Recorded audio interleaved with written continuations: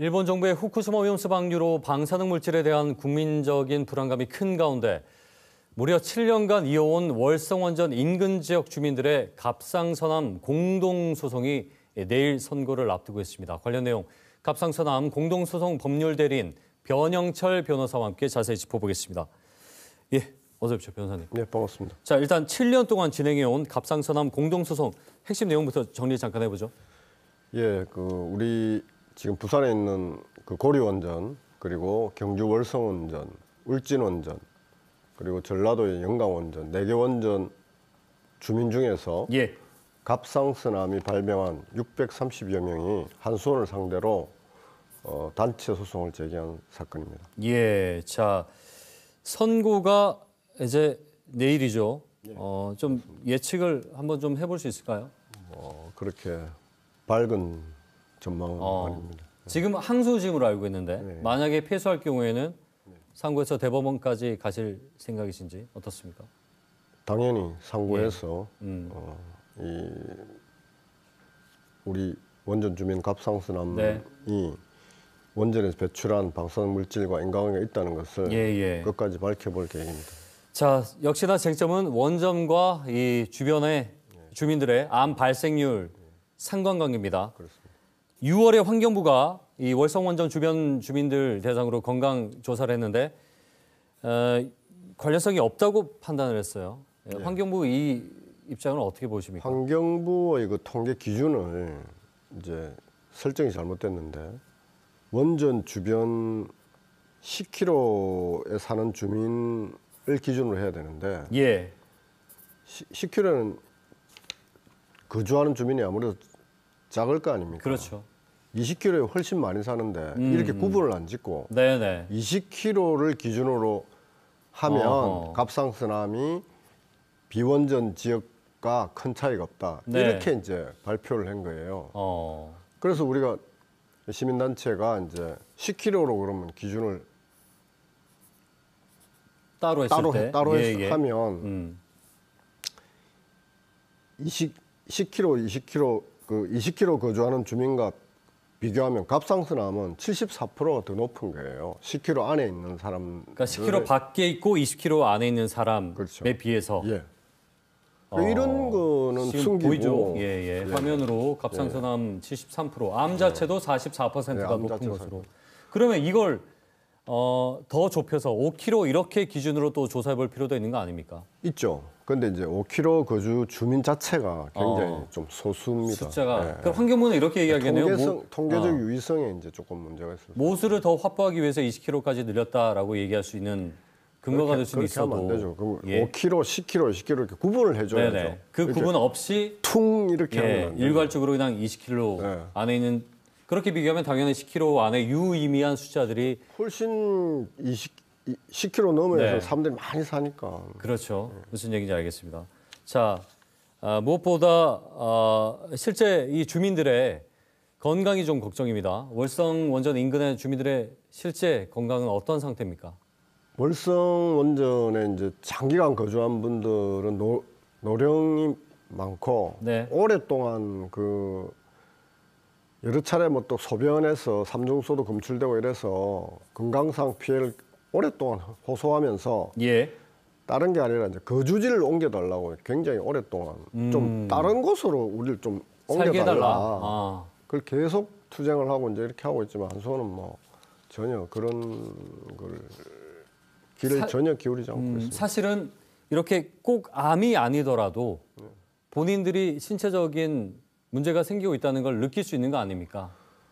그렇죠. 그거는 여러 차례 소변에서 염색체 파괴된 부분들이 굉장히 염색체 이상이 발견돼가지고 염색체가 손상된 부분이 이번 조사에서도 5km 안에 주민 34명 중에서 16명에서 염색체 이상이 발견이 됐습니다. 조금 전에 630명 말씀하신 분들이요. 그분들은 거리상으로 통계가 다 잡혀 있습니까? 저희들 원고들은 10km 안에 5년 이상 거주한 사람들을 원고로만 일부러 그렇게 삼은 사람들이 선정을 해서 그렇군요. 원고로 들어온 겁니다. 그러면 더더욱 10km라는 지점이 유의미한 지점이 될 수 있겠군요. 제가 생각해도 20km 넘어 거주하면 큰 사실상, 영향은 저는 없다고 봅니다. 그런데 알겠습니다. 5km, 10km 안에는 확실히 영향이 있어요. 네네. 그게 자, 처음에 이제 이 소송 제기했던 제일 큰 근거가 서울대 원자력 그 암연구소에서 갑상선암 환자가 5km 거주 주민 중에서 2.5배가 높다는 걸 발표를 했기 그래요? 때문에 예, 우리가 예. 소송을 그걸 한 거거든요. 근거로 그런데 1심 법원은 그것만 가지고는 인과관계가 형성되지 있다고 볼 수 않는다. 없다. 이렇게 본 거예요. 주민들 입장에서는 정말 답답할 수 있겠네요. 예. 자, 이번 소송과 유사한 사례를 2020년 소송에서 이 갑상선암 발병에 한수원의 손해배상 책임이 없다는 예. 것도 있었어요. 그게 예. 금방 말씀드린 그 내용입니다. 아, 그래요? 2.5배 높지만 예, 예. 원전 주변 5km 안에 거주하는 주민들의 갑상선 발병률이 2.5배 높지만 이것만 가지고는 네. 저희들이 뭐 다른 주장들도 여러 차례 했고 그런데 이제 이것만 가지고는 인과관계가 입증됐다고 보기 어렵다. 원고가 모든 걸 더 입증해야 된다. 이제 이런 논리로 패소를 하게 된 겁니다. 항소심에서 그 부분에 입증을 할 만한 내용들이 좀 추가된 것들이 있습니까? 좀 뭐 추가가 됐는데 예. 지금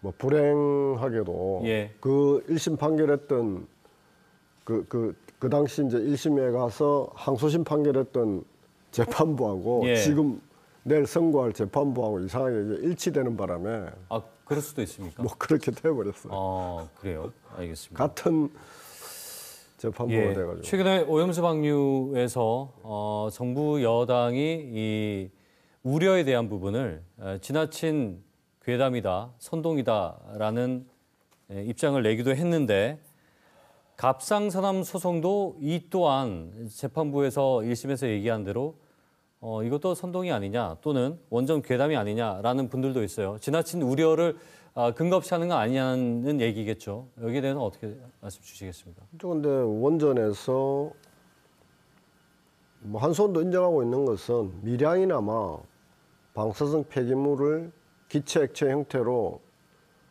주변 주민들에게 방출하고 있다는 걸 인정합니다. 자기들이 인정하고 또 특히 이제 원전 초기에 핵연료봉 파손 사고, 네네. 전기 발생기 세관 사고로 인해서 갑자기 많은 방사성 폐기물이 방출된 사실도 다 인정을 해요. 네네. 그래서 그 결과 이렇게 630명이라는 갑상선 환자가 나왔고 예. 2.5배는 없다는 결과가 나왔고 그리고 방사선 물질은 1급 발암 물질이고 예. 규정은 분명히 되어 있는데 됐고 그리고 예. 거의 10년 이상 계속 뭐 미량이라 하지만 네. 계속 노출되었고 또 ICRP도 모두 인정하는 바와 같이 안전한 방사선 기준은 없다. 예.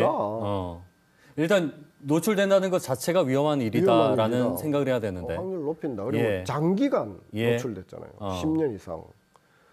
이게 어떻게 괴담입니까? 지금까지 그리고 나온 것만으로 예. 근거는 충분하다는 거죠. 특히 우리가 이제 뭐 입증을 못했을 뿐이지 예. 이걸 특히 20km 이상 저 서울에 사는 분들이 이걸 괴담이라고 하는 것은 예. 저는 허용돼서는 안 된다고 봅니다. 그러니까 그 과학적인 입증마저도 이 소를 시작한 사람들이 하게끔 하는 것이 지금 원고가- 재판부의 그렇죠. 얘기인데 그걸 너무 엄격하게 지금 적용하는 게 문제라고. 알겠습니다. 자, 마지막으로 지금 뭐 만약에 패소한다면 상고를 하겠다고 했고 다른 추가적인 대응들은 좀 어떻게 하실 계획이신지 한 말씀 대법원에 해주시죠. 상고해서 예. 저희들이 이제 이번 항소심에서 지난번과 달리 강하게 주장하고 있는 게 이제 원자력 손해배상법에 의한 손해배상 책임을 주장하고 있습니다. 네네. 이 부분을 대법원에 가서 원자력 손해배상 책임의 성립 여부를 좀 인과관계가 완화하는 법이거든요. 예. 그것을 적용할 수 있다는 것을 강력하게 좀 제기해 보려고 하고 있습니다. 알겠습니다. 자, 일단 내일 또 결과를 한번 봐야겠네요. 말씀을 여기까지 듣겠습니다. 고맙습니다. 네, 고맙습니다. 네. 자, 변영철 변호사와 함께 얘기 나눠봤습니다.